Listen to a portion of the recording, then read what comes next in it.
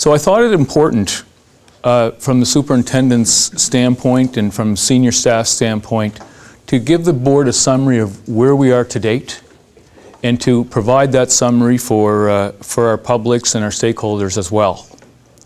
So that's why it's called an introduction to our discussions, because the board has not made any significant decisions here yet, but it's important that everybody be very clear on where the board stands in this regard.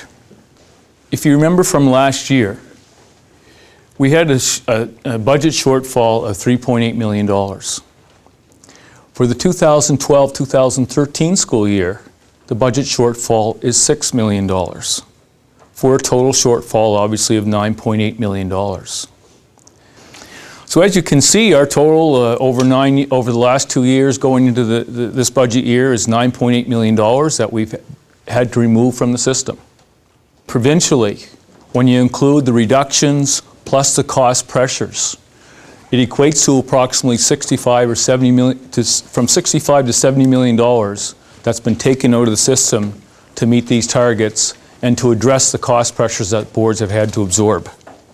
That's a very significant reduction over 2 years, and it certainly begs the question of what reduction will be coming in future years.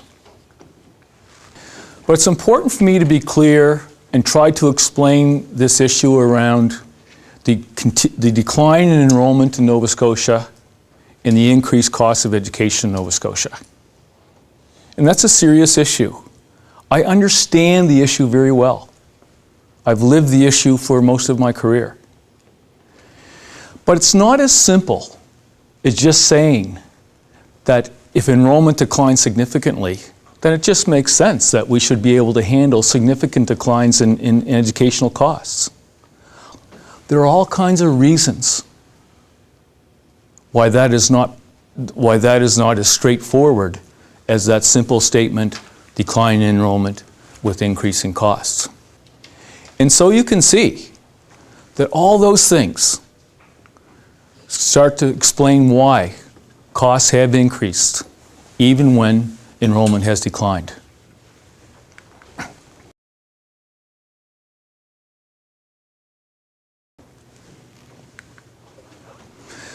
So the question our board's facing, so when we're talking about a $6 million reduction, a budget shortfall, coupled with the $3.8 million we talked about last year, there's the list of things that I talked about tonight.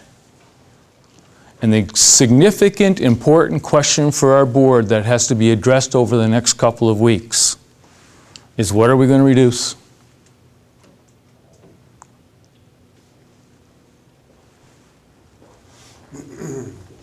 It will not be an easy task. Some background information about our budget. And many of you have heard this before. 80 to 85% of our budget is salaries and benefits. Those are salaries of employees who are working continually to provide services, supports, interventions, and programs for our children. So if you're taking out almost $4.8 million worth of salaries from individuals who are providing all of that for our students, you can see how difficult this situation is. I want to talk about another important point as well. The allocation from the provincial government is $22.6 million for special education. But most boards in this province, and probably all boards in this province, including Chignecto Central, have always spent above and beyond that allocation. We anticipate next year that CCRSB will be spending approximately $27.4 million on special education. And just for your information, our special education budget, 98% of that budget's salaries.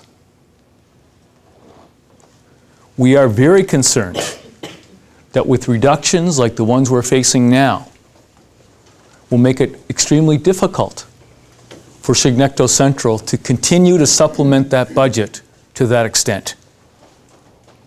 We all got copies of the provincial budget document that gave us our targets. And if you remember, it had some graphs in there. And the graphs are clear. In 2012, 2013, it's true that the last few years, including this one, Nova Scotia has had the highest per pupil funding it's ever had. But when all the dust settles, Mr. Chair, Nova Scotia, according to Stats Canada in 2008-2009, was still the second lowest funded province in this country. Nova Scotia is not in a great advantageous position in this country. And I suspect that after the reductions take place, well, I suspect we'll at least be in this position. Chignecto Central has a very difficult task.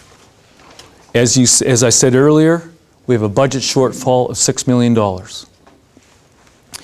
Our starting point has been the percentages of budget. And this is what senior staff have been working on, Mr. Chair.